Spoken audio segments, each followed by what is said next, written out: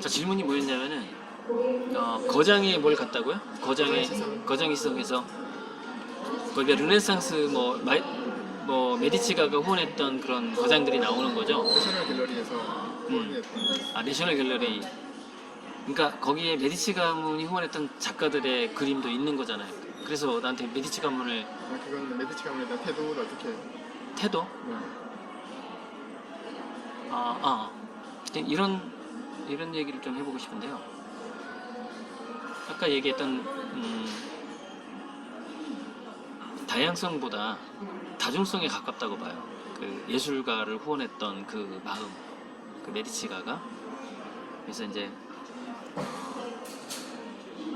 정약용 선생이 이제 이런 얘기를 했었는데,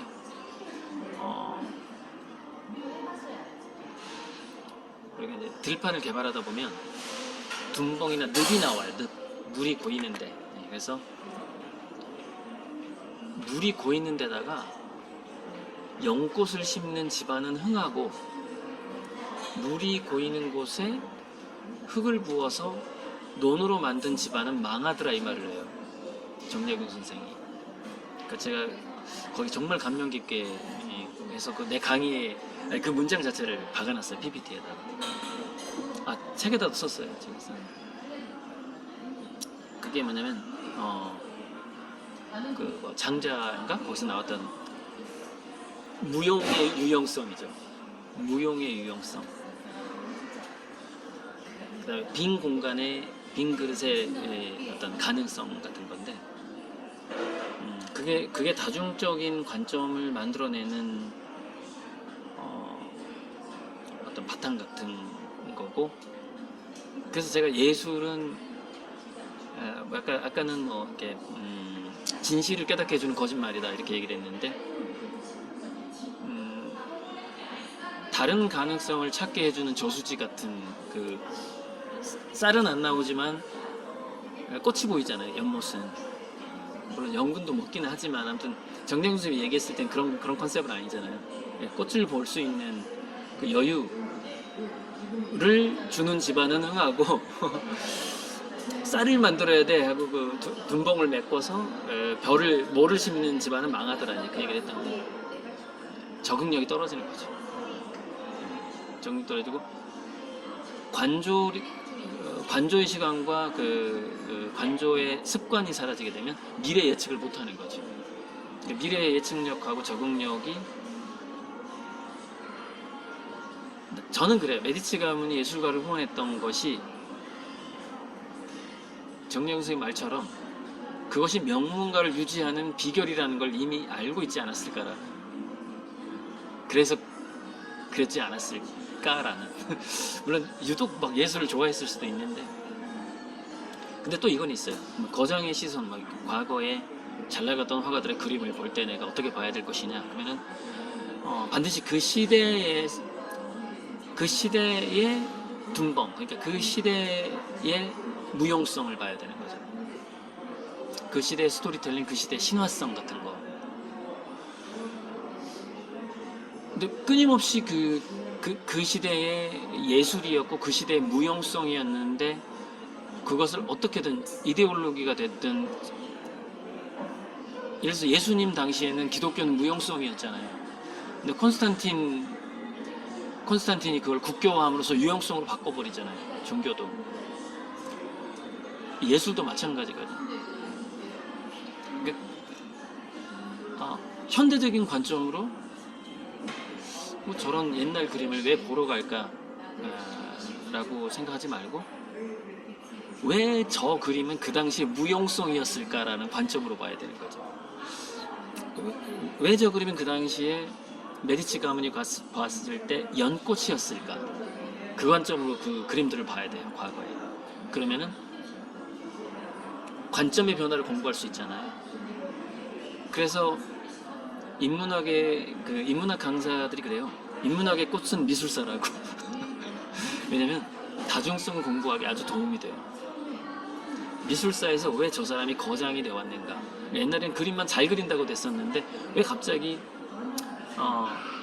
마르셀 듀샹이 됐는가? 병기가 됐는가?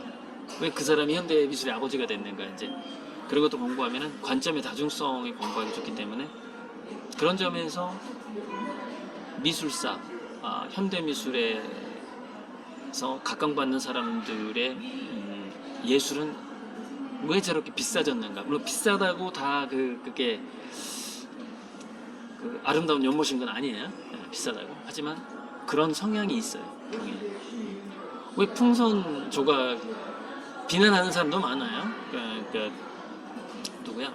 데미안 허스트 이게 뭐 상업화랑이는 손잡고 돈벌이하고 뭐 비난하는 사람 많은데 분명히 거기에는 정약용 선생이 말했던 그 연꽃의 효과가 있기 때문에 거기까지 간 거예요.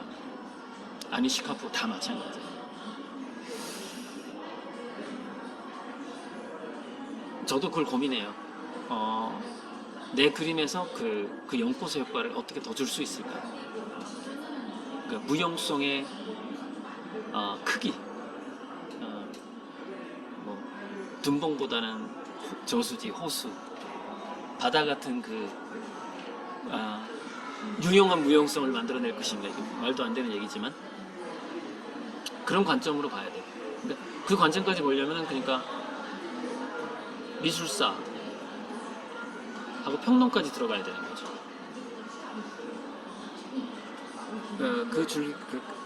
그 구조 없이는 그 당시에 연꽃을 보는 그 관조, 무용성의 가능성과 무용성의 아름다움을 보는 메디치 가문의 시각을 느끼기가 좀 어려울 거예요.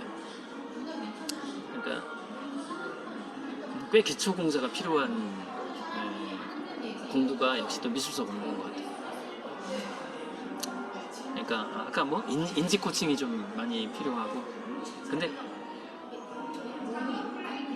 그러니까 저처럼 이런 관점에서 미술사를 다들 얘기하는데 좀 약한 것 같아. 그래서 이런 관점으로 한번 나중에 시간이 될지 모르겠지만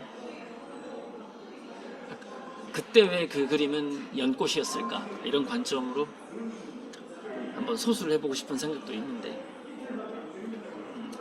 미술비평책 언젠가는 저도 한번 지금 쓸 책들이 너무 많아가지고 그거보다 더 중요한 게 평행우주 인문학인 것 같아요. 내가 미술사로 들어갈 게 아니라